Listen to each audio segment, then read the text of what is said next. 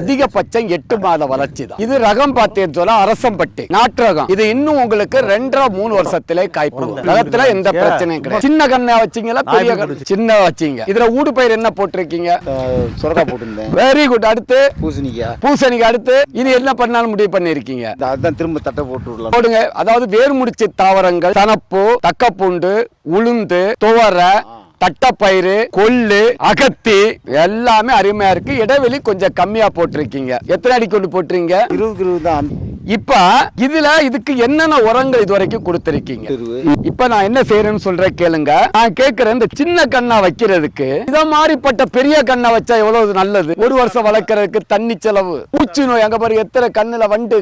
சின்ன கண்ணுல வீரியம் தெரியாது. இதை மாதிரி பெரிய கண்ணை வாங்கி போட்டா வீரியம் தெரியும். இனி தென்னங்கண்ணு போடும்போது விவசாயிகள் வளர்ந்த கண்டு தண்டு கனமா மட்ட நல்ல விரிஞ்சி வீரியமான கண்டுகளை தேர்வு செய்து நடவு செய்யுங்க.